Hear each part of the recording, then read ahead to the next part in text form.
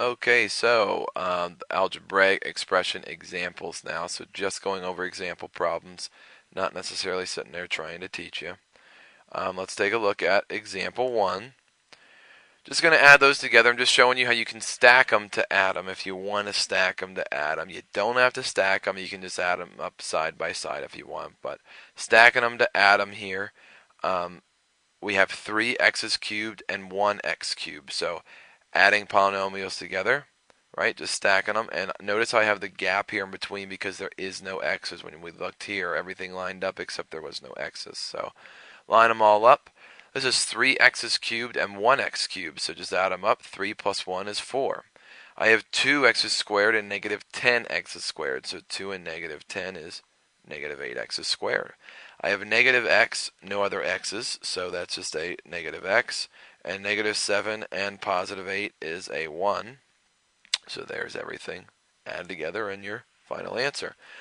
This right here is just to show you, let me move that out of the way here for you. This is just to show you how you can do it side by side. Just match them up. I have 9x's cubed. Are there any other x's cubes? No. So I just bring down x cubed. Next highest exponent happens to be a squared. Do you see any other squareds anywhere?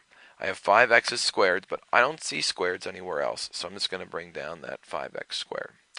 Then I have x's. I have a negative 2x and a 12x. Well, negative 2 plus 12, positive 10x, and a 1 and a negative 4. 1 plus negative 4 is negative 3. So either way, whether you stack them or whether you don't stack them and just line them up and match them up, either way it's combining like terms, which is what you learned way back in Algebra 1. Example 2 is subtraction, but you can even stack there if you want to. That's your call. So if we wanted to stack here, what I like to do is I like to distribute. So I'm going to take that negative through. So that's a negative 2x cubed. That's why I have that down here. Negative 6x squared. A negative times a negative is a positive x. A negative times 1 is a negative 1. And now you can just simply add straight down if that's what you want to do. So I have 8x's cubed and negative 2x's cubed, so I have 6x's cubed. Negative 3x's squared and negative 6x's squared. Negative 3 and negative 6 is negative 9x's squared. Negative 2 and a positive 1. That'll just give you a negative 1x. And 9 minus 1 is 8. And there's your answer. So 6x cubed minus 9x squared minus x minus plus 8. And once again, this is just showing that you can do it side by side. And I like to, when I do these problems, I like to distribute. So that's what I'm doing here. I'm distributing. Negative times 3x squared is negative 3x squared. Negative times the x is negative x. Negative times a negative 4 is a positive 4. So now I combine my like terms. 2x squared minus 3x squared is negative 1x squared.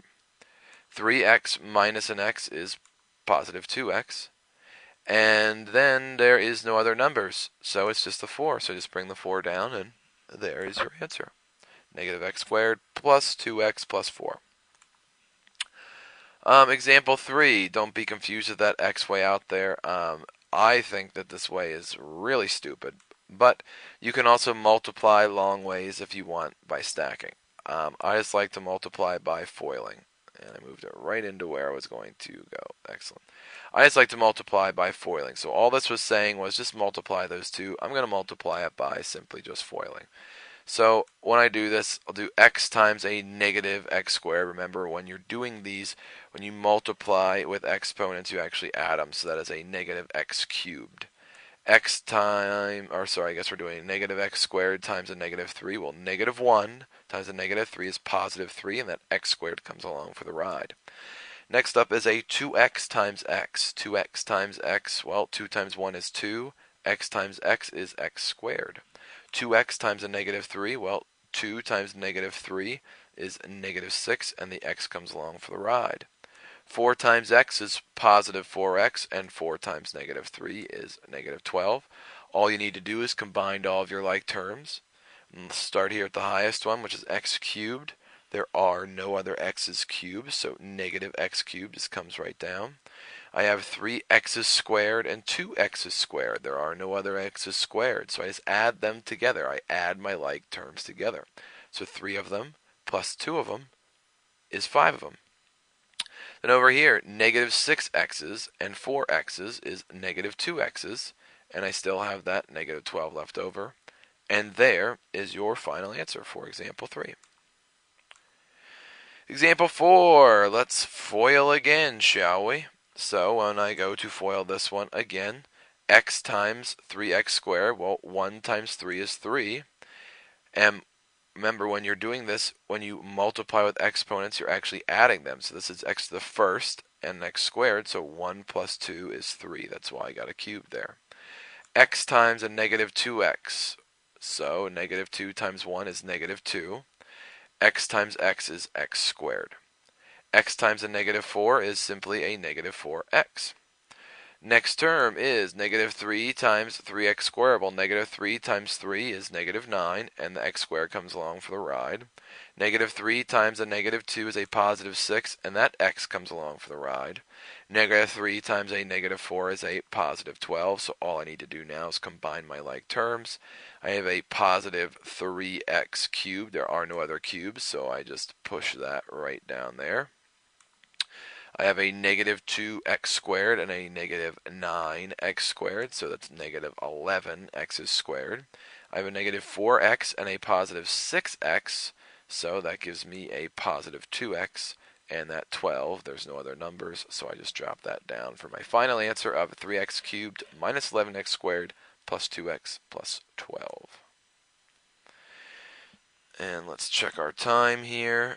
Ooh, foiling with 3 of them. So what we'll do is we will finish this off when we come back. I'll try to finish up the examples. The rest of the examples on algebraic expressions in prerequisite section 5 in Algebra 3 Trig.